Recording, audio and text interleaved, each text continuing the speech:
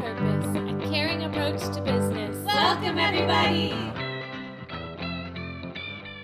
Beloved community is formed not by the eradication of difference, but by its affirmation, by each of us claiming the identities and cultural legacies that shape who we are and how we live in the world. Wise words by the equally wise bell hooks. Welcome to Pollinating Purpose, a caring approach to business by Pillar Nonprofit Network. I am your host and portaging pal, Miriam Waliji. I am also the Vice President of Impact, Equity, and Governance here at Pillar, and was previously the Social Enterprise Program Manager and Coach. For those of you who are new here, Pollinating Purpose is a show all about supporting organizations seeking to have social impact through their work. Whether nonprofit, for-profit, or grassroots organizations, you'll learn key considerations to starting or growing your social purpose business in a long-term and sustainable way. Today, I am so looking forward to our chat with Hafsa Pathan, the Chief Operating Officer of Sakeenah Canada. Sakeenah Canada is a national charitable organization and was founded in 2018 in response to a gap for culturally and religiously sensitive services for women and children facing domestic violence and homelessness. Since then, their services have expanded to include mental health, therapy and counseling, as well as remote casework.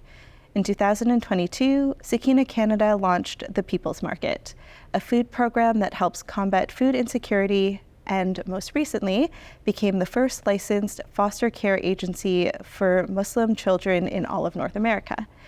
They currently operate 7 transitional homes across Canada in Toronto, Brampton, Milton, London, Montreal, Ottawa, and Winnipeg, with plans to expand to 2 more later in this year.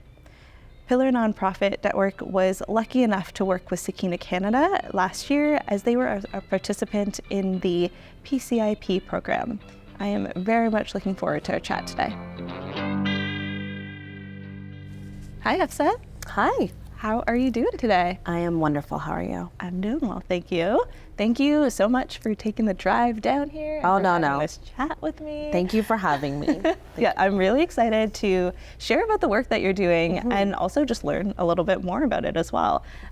So kind of leaning into that, can you share a little bit more about Sakeenah Canada and the work that you folks do? Sure. So Sakeenah Canada is a charitable organization. We were founded in 2018. Our founder, Zana, she actually noticed a gap in the mainstream shelter system, and she was asked to help a family friend. And then when she tried to help a family friend navigate through that system, she realized how difficult it truly was for, in this case, a Muslim woman.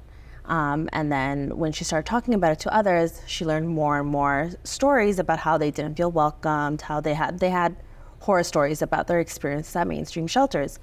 So she decided to solve that problem, and then she founded Sakeenah, and it started off as a transitional shelter program, and from there she just, with the help of the team and an awesome board of directors and the community, she noticed other gaps and she decided to help fill them as well. So our mandate shifted from just operating a transitional shelter to making sure and trying our best to give everyone access to a life filled with safety, serenity, and strength.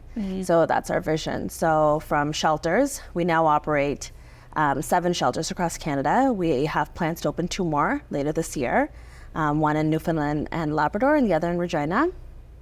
We also offer free mental health therapy to whoever needs it, which includes counseling, as well as remote casework. So remote casework, for those who don't know, it's helping them navigate the system however they need to from wherever they are. So for some people, it's not an immediate danger for them to be in their home. They just need help figuring out what to do next. Right. We help them with that as well.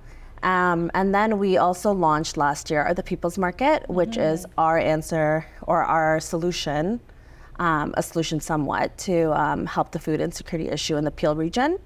So our food bank is different and unique in the sense that there's more ethnic foods, as well as it's built and set up like a grocery store. Right. So families can come in, they have a grocery cart, they go through the aisles, and they check out as if it's a grocery store. So it's a little bit more dignified. And then something that I'm personally more excited about, and something that was really important to me, was that last year we became the first official licensed foster care agency for Muslim children in all of North America. So there hasn't been one before Sakeenah. So that's something that received quite a bit of support. The community was very excited to hear about it. We had a lot of families sign up as well. So that's just some of the work that we do. Yeah, that is amazing. And I mean, considering that Sakeenah came into fruition in 2018, that is a huge amount of growth in like a short period of time. Yes. So I'm curious, you know, within all of that growth, what have been some of the challenges and the barriers that you faced? So the thing with situations and cases of abuse and trauma and homelessness within certain communities, it's not as widely spoken about. It's still very much hush hush, and that's become a big barrier. That is a big barrier, is that some people need help, and A, they don't know who to talk to, and B, they don't think it's okay to talk about. Right. So in the marketing section, and which I oversee, it's more than just looking for donations, which is obviously a big part of it. So we market ourselves so that people donate to us and help support us, but it's also just to spread awareness to the people, to the general population about what we do. And it's also for people who might need our help or services, they know who to reach out to. So it's always twofold. It's, of course, we need donations, but we want the community to know that we're there for them. So awareness is a big part of our marketing campaign, working with local mosques and community centers and other organizations, just to get the word out of what we do, because we're here to help. A lot of people might not know about us. Certain communities might not be willing to talk about it, but that's something that we're hoping to overcome as well. Yeah, that's a unique challenge to be facing, in that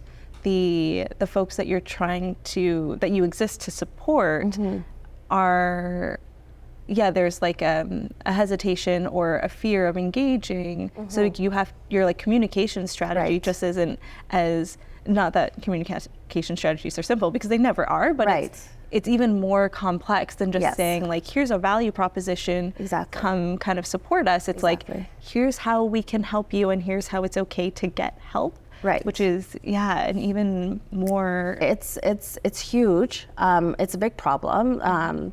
Domestic violence within many communities, not just ours, but it's a big problem. And we've worked with organizations, and we've gone to events to set up tables and booths where we're not there to collect donations, but rather we're just there to have a presence. So even in like 6 months or a year, someone who talks about it to a family member or a friend says, this is what I'm going through, and they're like, okay, light bulb goes off. I heard of this organization. Yeah. And just so we're there, people know who we are. So we speak with everyone. It might not be our exact target audience, but they might know someone who is our target audience. So it's really important that we continue to work with the community to show that we're there for the community. That's a really interesting piece. And, you know, going back to some of those challenges that you faced around the communication strategy, that's actually part of the reason why you and like Sakeenah and Pilla have engaged. So Sakeenah Canada participated in the Pillar Community Impact Program, or the PCIPs. And can you share a little bit about the type of work that you were doing in that program with my colleagues Kaylee and Melanie? Yes. So first, thank you. It was a wonderful opportunity to engage with others who are subject matter experts. So I've been in the communication and marketing field for 10 plus years. And so I've worked with corporate and agency. So even then, I still learned so much from those sessions, those phone calls. And they created a robust communications plan on how we can work with our donors. So obviously, to continue the work that we're doing, we'll need the support of government bodies, like for grants, but also like to appeal to the donors, monthly donors, regular donors, one-time donors. So it was so important that we learned different ways to engage with our donors and to steward them. I think that's a big piece of donor management that some organizations might not quite grasp, but they really nailed it home how important it is to steward those donors, whether it's through campaigns. Doesn't have to be as some organizations I know do like huge thank you things for their donors and stuff, but the galas and whatnot, but we don't have the budget for that kind of stuff. And so I really feel like those working sessions where we got to explain our obstacles and our issues, and then they listened to us, but then they also helped us come up with a plan that was unique for us. So with communications, as I'm sure you're aware, it's not cookie cutter. Yeah. So it's always, you have to cater to not only the organization, but the organization's audience, our top donors. And obviously the Canadian donor market is completely different from, say, the US donor market. Yeah. So it was very informative, and there's so many, I had just started at the organization when I remember like it was my first week and we had one of the phone calls and I was like, this is awesome. But I didn't know that I was just like, we don't do this with everyone. You know what I mean? So I was like, wow, this is great. Like I'm learning so much. It's so nice. I think I'm big on collaboration. Yeah. And at Sakeenah, we're huge on collaboration. And it's so important to work with others because we all have a common goal. We all want to help others. And so working with the Pillar Foundation on figuring out the best way to communicate with our donors was just so awesome, especially since our team wasn't that big. So it's not as if I had a donor care officer and like a fundraising manager. It was at that moment, it was myself and our fund development director, and that's it. So it was just us two, you know, tackling the world. But at the same time, it's so nice to have had that opportunity. Yeah, and going back to something that you said earlier, you mentioned that, you know, through working with Melanie and Kaylee, you know, you were able to kind of uncover some different and unique ways of engaging those donors. So do you mind sharing some of the approaches that you took? So some of the things that have always stuck to me was the importance of stewarding and monthly donors. So I've worked in the nonprofit space for a while as well, but I think few people understand the importance of a monthly donor, even if it's as little as $10 a month. If they're a monthly donor for 5 years, I'm really bad at math, so I'm not going to do that. But if they're a donor for 5 years, it's a lot of money, and it adds up. And so if they do $50 a month, which is a more common amount that people donate every month, $50 for the year, that's $600. Yeah. I can't do the math beyond that. So let's say 10 years, so that's $6,000. So it adds up. Right? And it adds up, but then they helped us figure out how to steward those donors once we have them, and or how to steward those one-time donors, because sometimes people donate once and then they don't hear back from us. So they're not going to continue donating because they don't know what they're doing. And then they share the importance of showing where the donations go. And while we all understand that is important, we had to explain that we don't have the resources to do so many things. For example, with World Vision, you could get like a report every month. Or I forgot some of the other ones, but you can get like letters from orphans and stuff like that. So there's certain things that we don't do, even from our shelter and stuff. So if we're working in such an organization where privacy and security and confidentiality is so important for our clients, how do we show the work that's done? So we tackled that a bit as well. And that's why I think it was really important that it wasn't just, hi, we need a communications plan, here's the communications plan. It was, they did a first draft, then we worked at it together, then we had some time to look at it, and then we went through every single thing. So it was like, this isn't gonna work for us. We would tell them straight away, and then they would say, well, this is how we could do it in this way. So like I said, it wasn't a cookie cutter. Communications isn't a cookie cutter approach, and I think that Kaylee and Melanie really helped us create that unique to Sakeenah plan. Yeah, I think that that's such an interesting and important piece around how being able to demonstrate to your donors like what the impact is goes beyond just, you know, needing to have a report, but it's taking those numbers and then turning it into that narrative that then can communicate like the the breadth of the impact and really build that story. And it's that storytelling piece that people are really interested in. Like the numbers, they're great. You might need them for reporting potentially, but what people actually care about are the stories. The stories. They want to know the people they're helping. Yeah, they want to like feel that internally, and like you really only feel that piece once you can, you know, when there's that emotional element attached to it, right? Exactly. And people donate when there is an emotional tie to it. Yeah. That's why the commercials of children, sad children, always appeal to people. Yeah. Because they're tugging at our heartstrings. Yeah.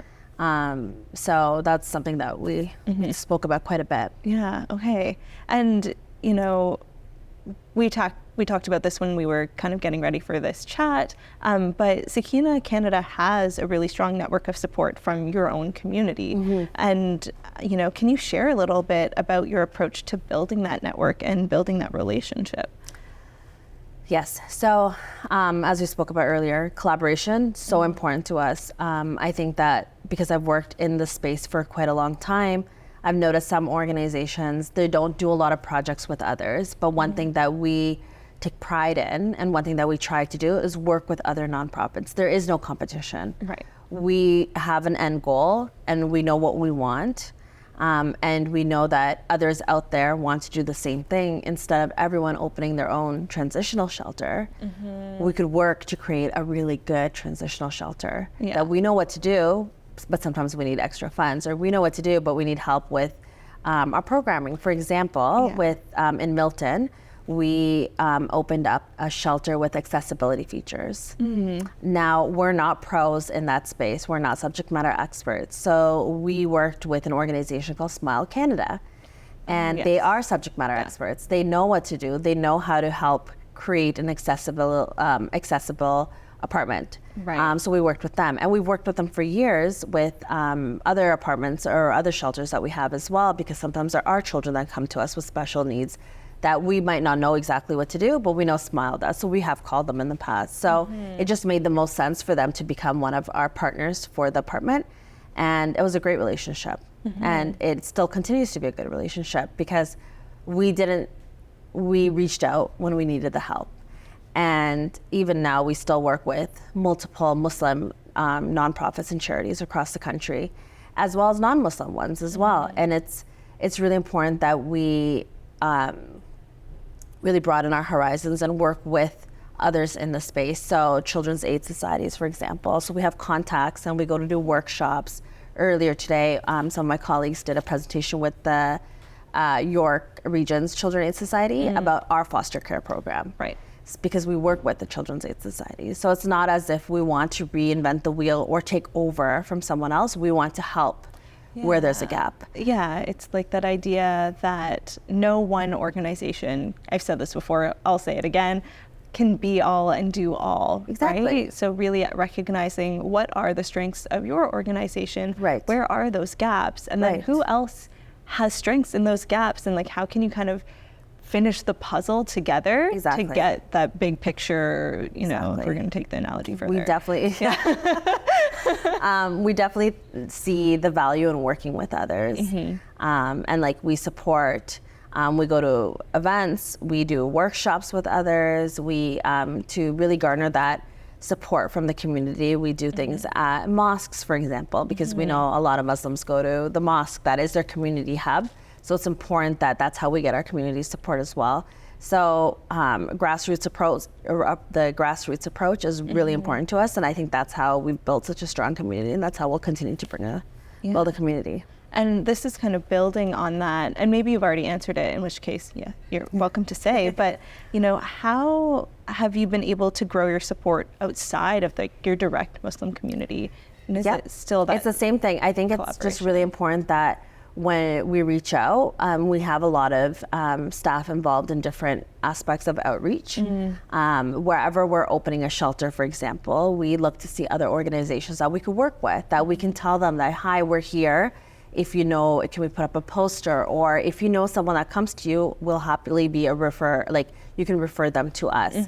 So it's really important that when we open up these new homes, we don't just decide to do it all willy-nilly. Yeah. We do a lot of background research. We do a needs assessment, but part of that needs assessment is like, let's do our outreach within the community, whether it's mosques or it's another women's shelter, Right. or it's the local police or whatever it is, the hospital, the community centers. And so it goes beyond just the Muslim community, because even like newcomers and the refugees and stuff. So there's so many different ways that there's so many organizations and agencies out there. So it's really important that, like I said, we work with everyone that we can. Yeah. And I think that there's that piece of, really recognizing what it is that you offer that's different. Like, again, what gaps are you filling, and that cultural appropriate care. Even when you mentioned the food program, having culturally appropriate food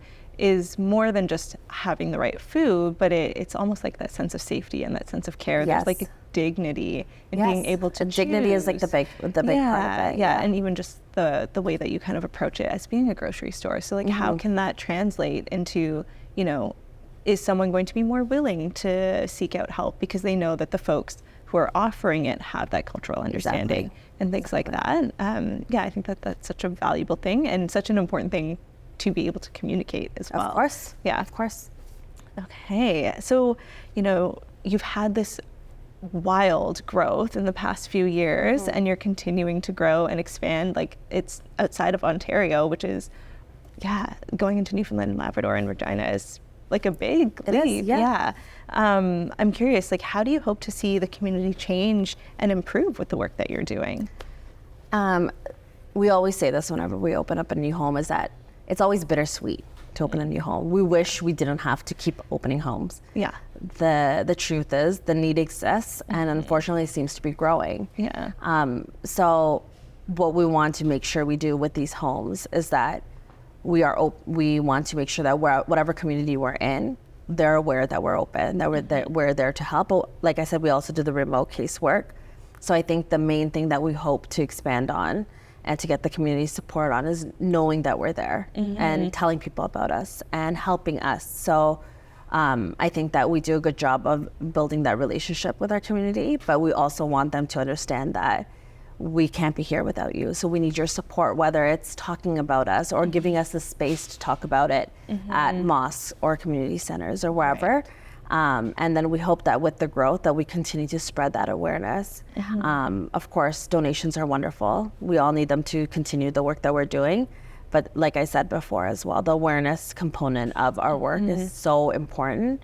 And we say this at a lot of our events as well, is that we can't be here without our community, but we want our community to know that we're here for them. Like, we're here to do the work that we do to support them in whatever capacity that they need. So, I feel like I can just blabber all day.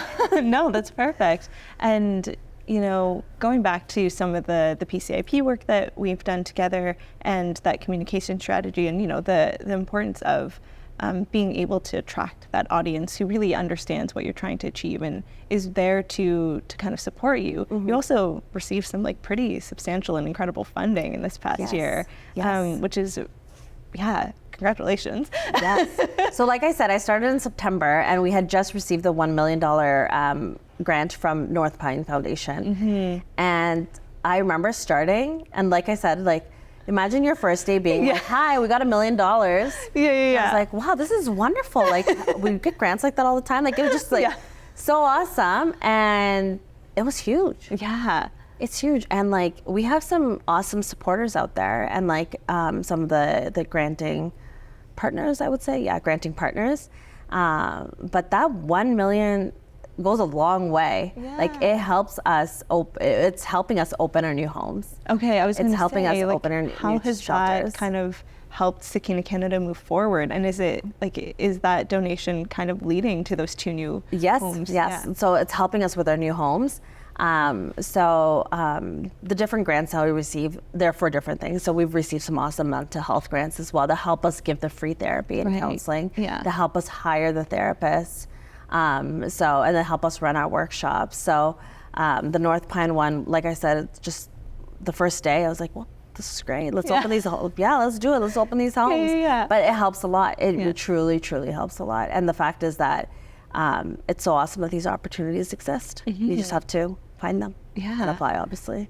And I mean, as we're kind of talking about the story of Sakeenah Homes and or Sakeenah Canada and where you've come from and where you're hoping to go, I mean, I know you can't speak for the entirety of the organization, but you know, what are your visions for what are the visions for the future of Sakeenah Canada? I feel like this is like a book. We could talk about it forever. Well, I'm here. So we of course want to make it so that we can help as many people as possible. Yeah. Our vision is that everyone has access, that everyone should be able to live a life of safety, serenity, and strength, but everyone has access to the resources to help them live those lives. Yeah. And we want to create, we operate transitional shelters, which are different from emergency shelters, and we help individuals get back up on their feet. We want them to become independent, thriving members of our society. So that's something else that we want with Sakeenah Canada, is that even if they're not clients of ours, we want everyone to have that access to the resources to help them in whatever capacity that we can. So obviously in an ideal world, we wouldn't exist. Right. So it'd be wonderful if one day Zena calls me and says, hey, we're good. Yeah. Let's retire, we're good. Yeah. And then we don't need to exist, our transition shelter, all the shelters have to close, but we know that's not gonna happen. So of course it'd be great to have shelters everywhere as well, but to help whatever need there is, and there is a need everywhere. It's not only in the 9 places, the 7 and the 2 that we want to open, but at the same time, we want to make sure that the shelters we operate are pristine to a T, like we're doing the best we can, because anyone can open shelters, but to do the work that we do and to make sure that we're doing the best we can for the people that we're helping is so important. But yes, I guess in an ideal world, I'd just retire. Right. I don't know where I'd go, but I'd retire. And that is always the nonprofit dream, particularly in frontline direct services support, is like, the dream is that we don't have to exist. Like, I don't know if I actually mentioned it, but I sit on the board of an organization that works in food security. Okay. And the dream is that we don't need to be providing, you know, food for folks who can't access it. Yeah, it'd be wonderful if there were no charitable organizations. Yeah. That's the ideal. And that's just not the current. No, it's not going to happen, unfortunately. Yeah. But so having organizations like Sakeenah Canada is really, a really beautiful thing. So as we kind of wrap up, where can folks find out more information about you, Sakeenah Canada, and the work that you're doing? So our website, so that's www.sakeenahcanada.com. Also, we're on social media. We have a very young and hip social media team that forced me to do TikToks and Reels sometimes. I did see that on the website, and I was like, interesting. Yeah. So, but you know, those are TikToks and Reels are what people message us about and say, I love the content. I love seeing the team behind it. I think that's really important. So you can always follow us on social media as well. But our website has a lot of information, and I'm not sure if I can just say my email out, but you can just email info@Sakeenah Canada for whoever wants help or want to learn more or want to get involved or volunteer. There's always opportunities to help. Amazing. Well, thank you so much for, again, coming all this way to chat with me, and for sharing so much about Sakeenah Canada and the incredible work that you're doing. Thank you so much for having me. Thank you once again to Hafsa for joining us all the way from Ajax and taking the time for our chat today. If you'd like to learn more about Pillar Nonprofit Network and the work we're doing here, you can head on over to pillarnonprofit.ca. There you can also find information about past PCIP recipients like Sakeenah Canada, and also future applications to applying for the program yourself. For more information about Sakeenah Canada, you can visit their website at sakeenahcanada.com, and there you can find more about their work and to support the incredible efforts that they are doing, either through donation or by sharing what they do. Once again, I am your host, your pal, your business bud, Miriam Waliji, and this has been Pollinating Purpose, a caring approach to business. Thank you for coming along for the ride. I'm so happy that you're here.